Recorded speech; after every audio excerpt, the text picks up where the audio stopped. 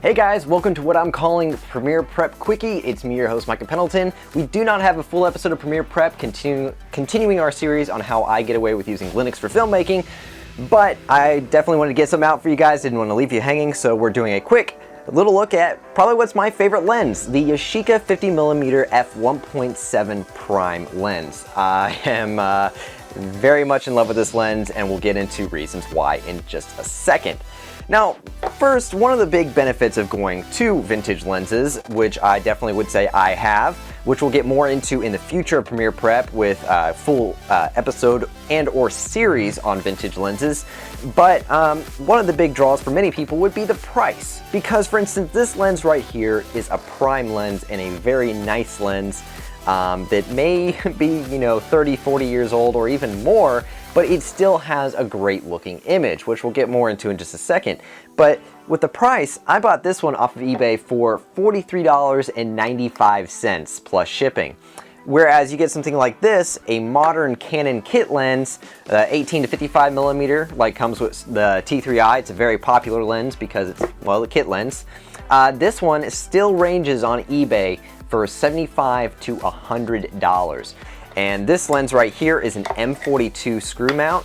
I actually really love this mount. It's probably one of the easiest ones to adapt to a DSLR at least. And you need one of these adapter rings. And this one is an M42 to EOS. This is a version 2 from Photodiox. And this is fantastic, very solid built lens adapter. I absolutely love it, and this thing costs $12.19. It's really well fitted to the EOS lens mount system, and it just works, and it works well.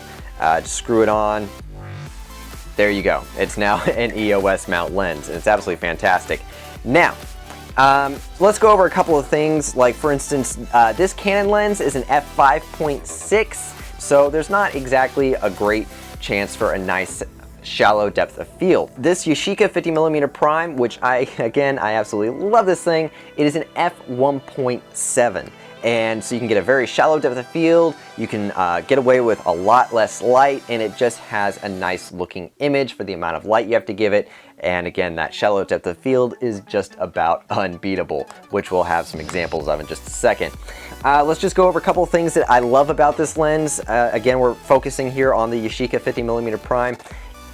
It's just fantastic. Everything on here pretty much is metal. I love that about it. It has a very unique look. It's got some great color. It airs on a little bit more of the yellowish side, I would say, than something like this kit Canon lens.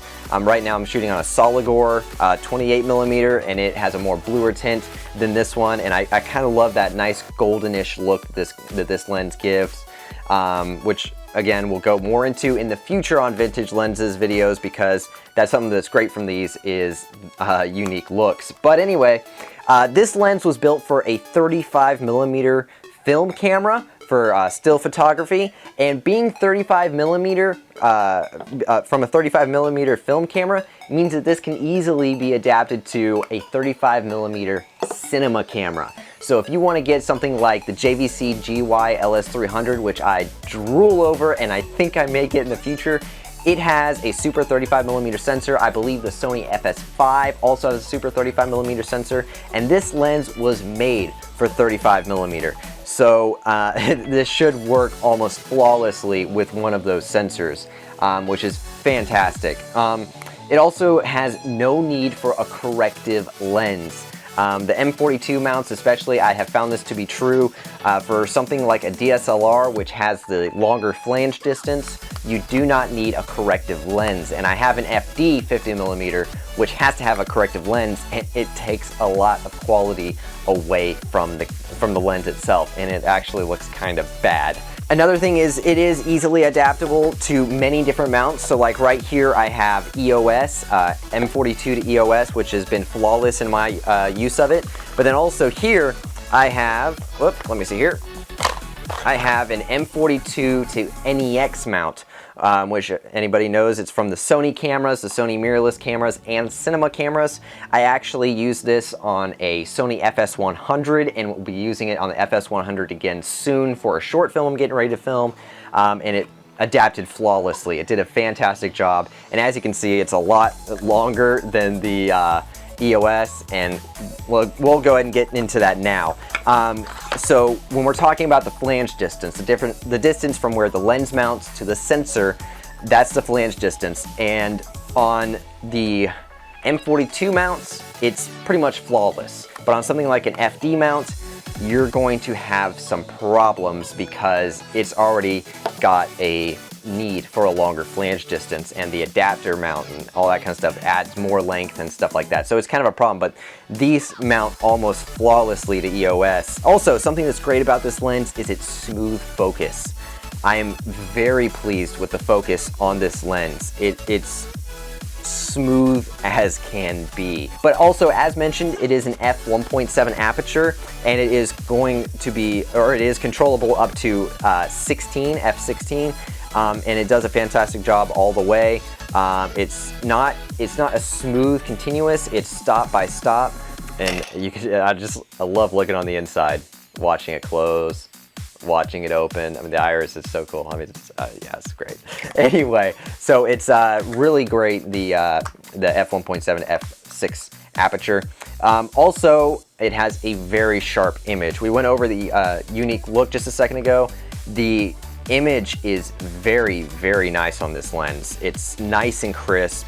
It just looks great. Probably out of all of my lenses, it has one of the sharpest pictures, even rivaling a brand new lens like this. And this is, I mean, it is a pretty junky lens, but still, this is a very nice looking image. Anyway, so that out of the way, it's a fantastic lens. If you guys are looking at the M42 Yashica 50mm prime, I would highly recommend it. It is an absolutely fantastic lens. I absolutely love it.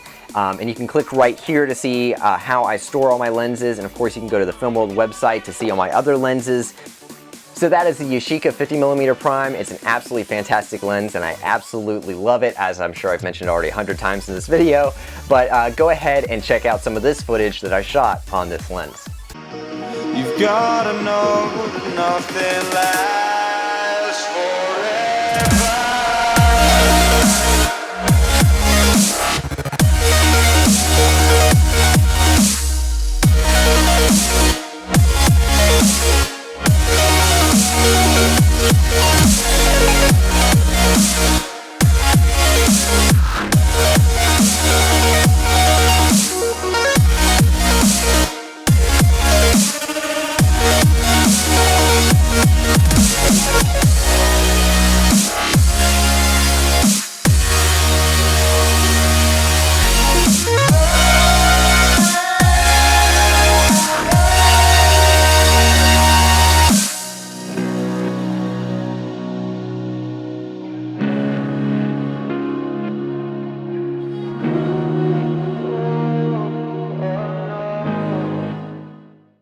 And so there you have it. As you can see, it's a very fantastic lens, has a nice image, good color, and blah, blah, blah, blah, blah. We've been through all this already. So that really concludes this episode. We'll be back with how I get away with filmmaking on Linux next week, talking about audio tools. Thank you guys so much for watching. I know it's kind of a sloppy, thrown together episode, but I hope you enjoyed it. Thank you very much for watching. I'm your host, Michael Pendleton. Remember, live your life one frame at a time, and I will catch you next time.